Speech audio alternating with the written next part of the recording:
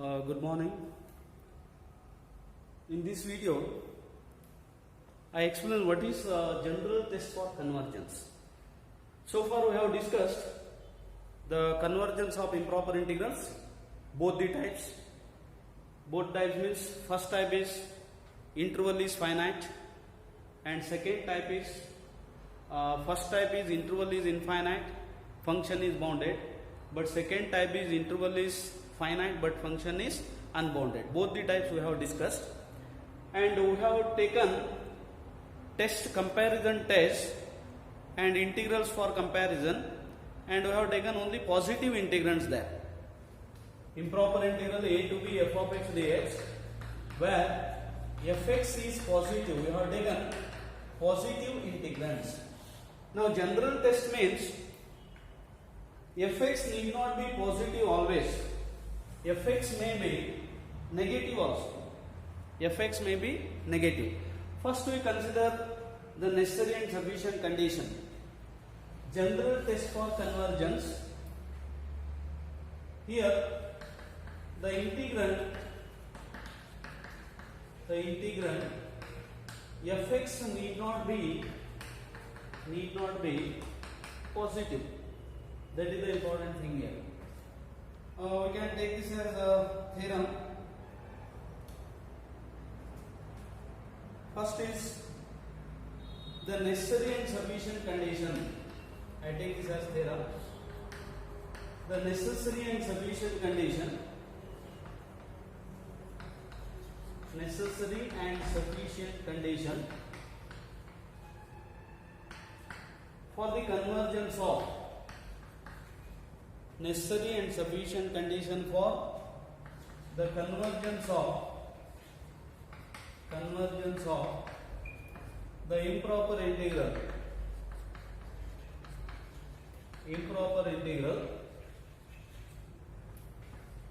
integral a to b f of x dx at a is that for eta greater than 0 there corresponds delta greater than 0 such that mod of a plus epsilon 1 to a plus epsilon 2 f of x dx is less than eta for all epsilon 1 epsilon 2 less than delta, less than or equal to delta. First try to understand this. What does test says? Here important thing is fx may be negative also. It is not always positive. It may be negative also. The necessary and sufficient condition is convergence at A. Convergence at A is there exists positive number. I have taken this as eta. For eta greater than 0, there exists positive number delta such that a plus epsilon 1 to a plus epsilon 2 f of x dx is less than eta for all epsilon 1 epsilon 2 positive less than or equal to delta. Now proof is like this.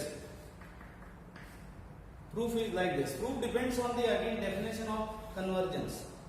When do you say that the improper integral a to b fx dx converges?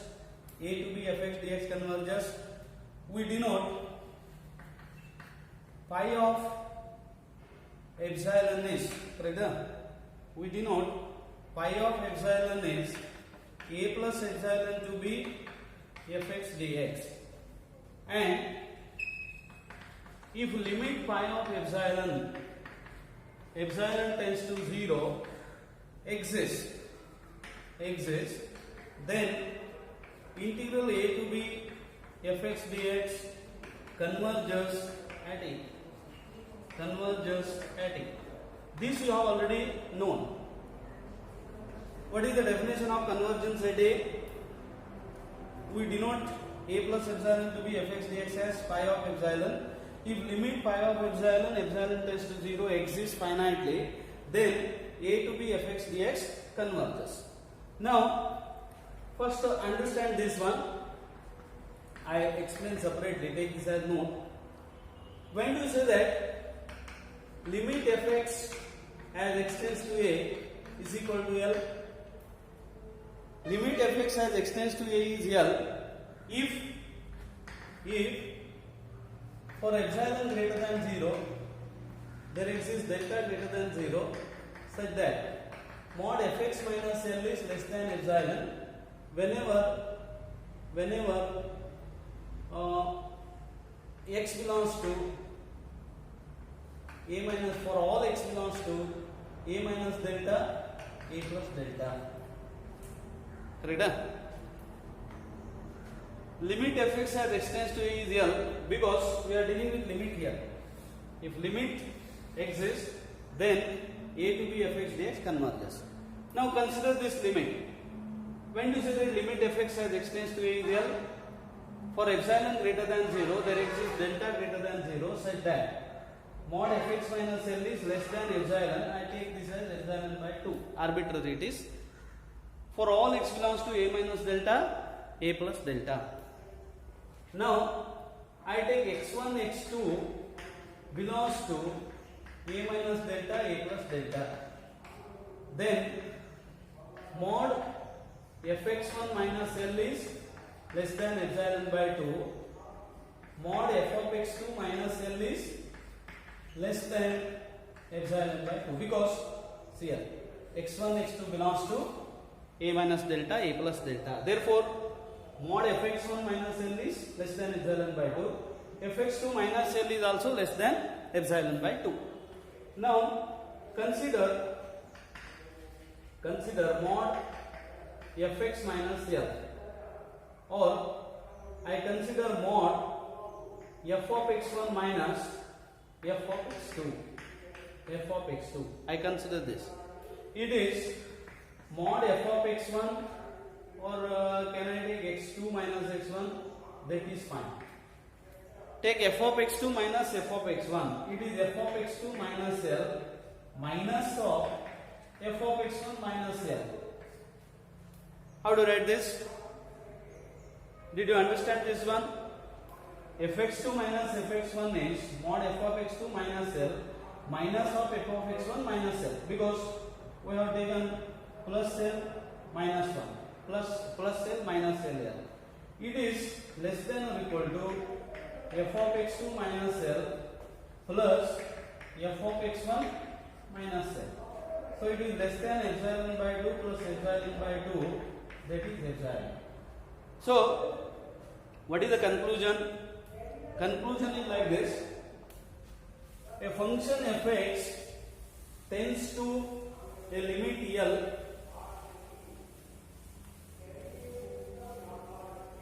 function fx tends to a limit L if for x1, x2 belongs to a minus delta, a plus delta, there exists for epsilon greater than 0, there exists delta greater than 0 such that for all x1, x2 belongs to a minus delta, a plus delta, mod of f of x2 minus f of x1 is less than epsilon. Less than epsilon. See this definition, limit fx as extends to a is L if mod fx minus 1 is less than epsilon or epsilon by 2, arbitrary.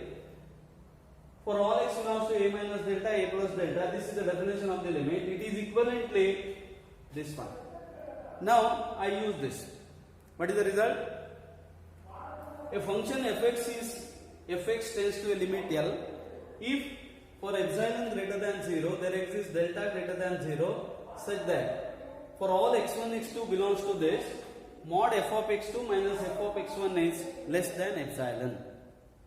Now come to the theorem, main theorem, proof of the theorem. Now we have taken pi of epsilon is a plus epsilon to be fx dx, and if limit exists, pi of epsilon exists as epsilon tends to 0, then a to b fx dx converges. Now limit pi of epsilon tends to 0, exists if and only if and only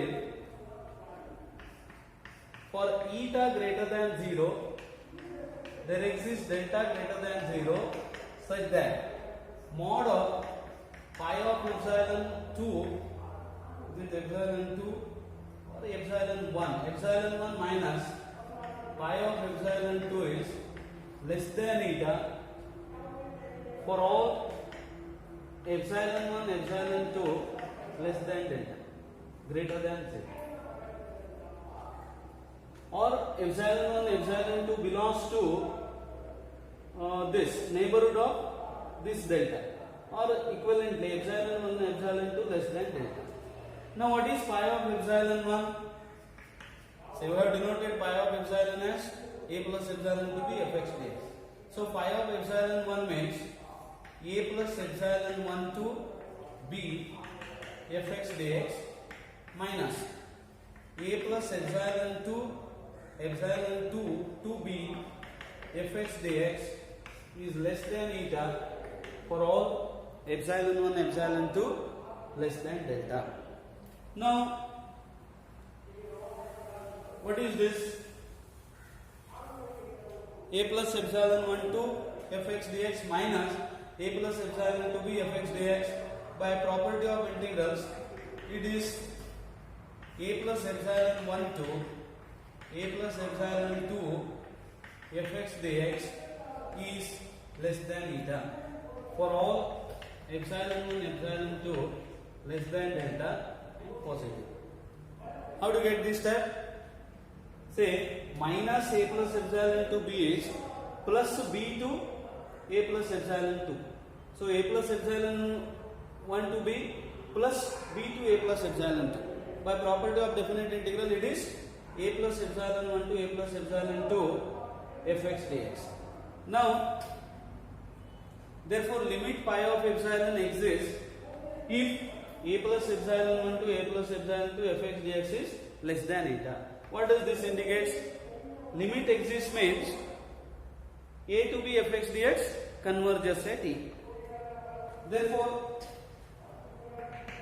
integral a to b fx dx converges at a if and only if mod a plus epsilon 1 to a plus epsilon 2 fx dx is less than eta for all epsilon 1 epsilon 2 less than delta greater than 0. This is the theorem. This is necessary and sufficient condition. Very important result. Next theorem we use this result. I think all of you followed this one. Important result may be asked in the examination also. Try to follow this one. If you have any problems, you are always welcome to ask your difficulties. Next, absolute convergence. Absolute convergence.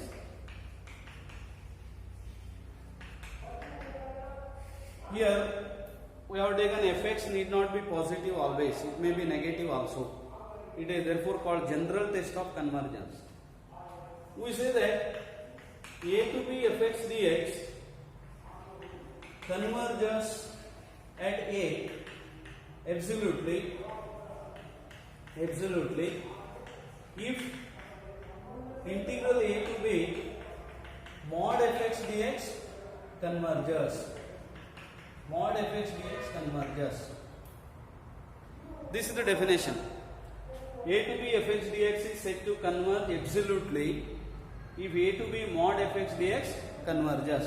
We have one important theorem here. What is the theorem? Every absolutely convergent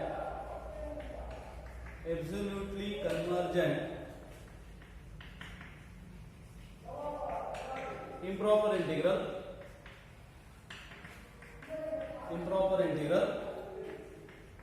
a to b fx dx converges. This is the theorem. Every absolutely convergent improper integral converges. This is the theorem. Now here This is the first type.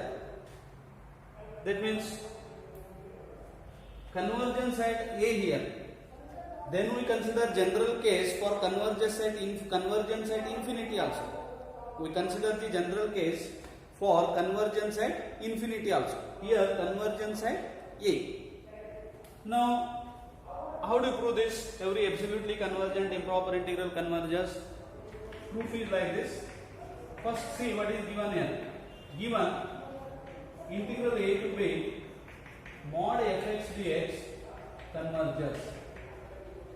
Mod fx dx converges. This is given. This implies for eta greater than 0 converges at A here. Converges at A. For eta greater than 0, there exists delta greater than 0 such that mod of A plus epsilon 1 to A plus epsilon 2 mod fx dx is less than eta for all epsilon 1 epsilon 2 less than delta greater than 0. How you write this? See the previous theorem, necessary and sufficient conditions. Necessary and sufficient conditions. What is the necessary and sufficient condition? We have used that one. For eta greater than 0, there exists delta greater than 0 such that A plus epsilon 1 to A plus epsilon 2 mod f of x dx is less than eta. For all epsilon 1 epsilon 2 positive but less than delta. We have used necessary and sufficient condition. But in Riemann integration, we have studied inequalities. But we have integral A to B f of x dx is less than or equal to integral A to B, or mod of integral A to B f of x dx is less than or equal to mod of A to B mod f of x dx. We have this one. We have studied or we have proved this thing while studying Riemann integration. Integral A to B fx dx is less than or equal to mod of A to B mod fx dx. Therefore, mod of A plus epsilon 1 to A plus epsilon 2 f of x dx is less than or equal to, let us take this as 1. This is given, this is given. And what we have to prove? We have to prove that integral A to B fx dx converges. For that we have to prove that this is less than eta. So we have considered this A plus epsilon 2 A plus epsilon 2 fx dx. It is less than or equal to mod of integral A plus epsilon 1 to A plus epsilon 2 A plus epsilon 2 mod fx dx. Mod fx dx. But this is less than eta for all epsilon 1 epsilon 2 greater than 0 less than delta from 1. From 1. Now, therefore, by necessary and sufficient conditions,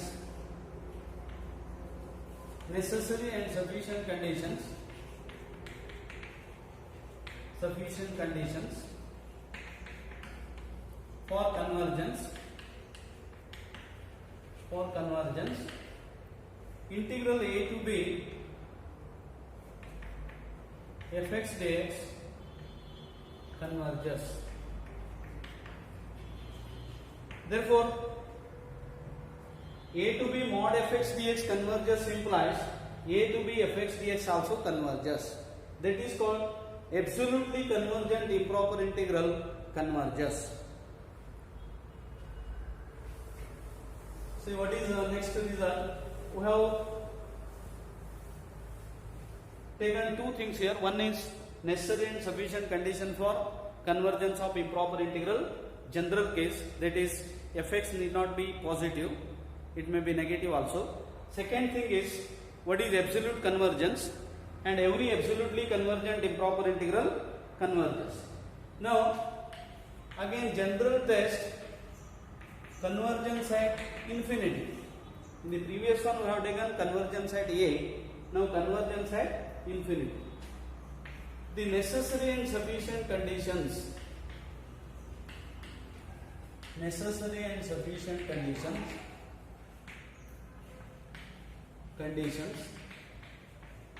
for the convergence of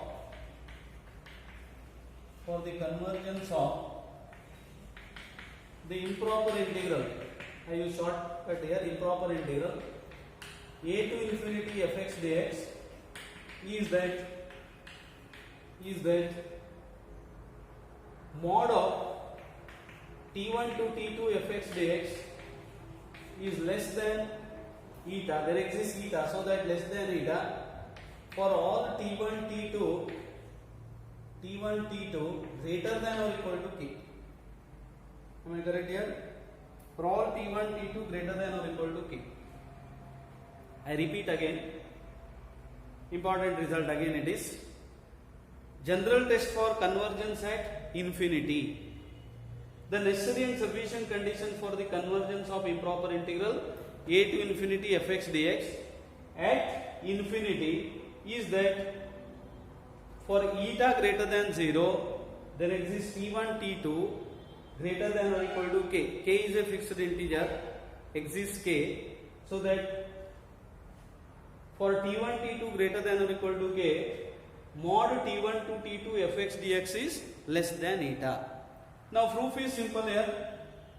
When do you say that improper integral a to infinity converges at converges at infinity, we write pi of t is integral a to t fx dx, t greater than or equal to e. If this limit pi of t as t tends to 0 exists, then we say that a to infinity fx dx converges. That is the definition. If this pi of t tends to 0 exists, we say that a to infinity fx dx converges. Now, what is the condition for limit pi of t to exist? For eta greater than 0,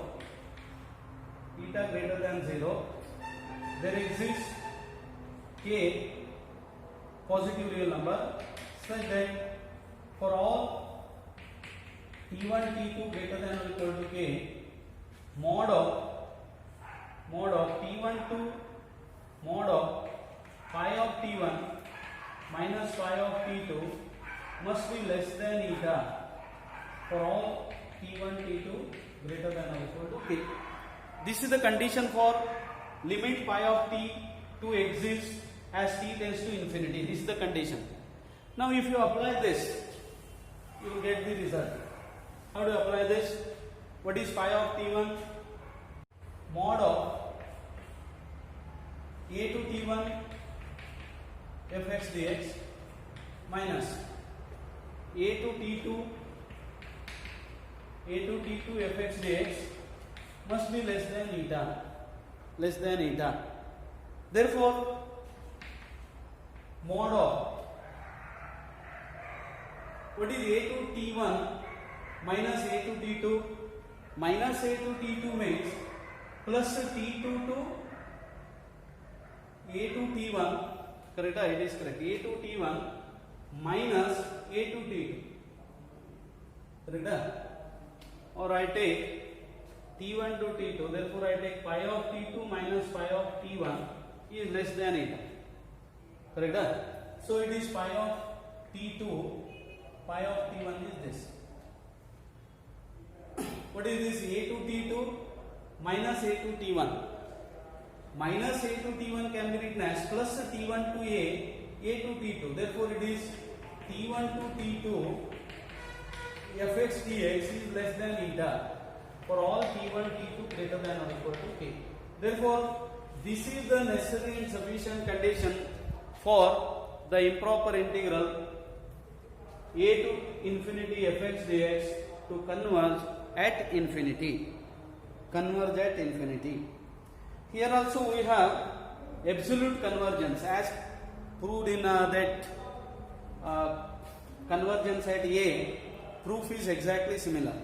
Absolute convergence.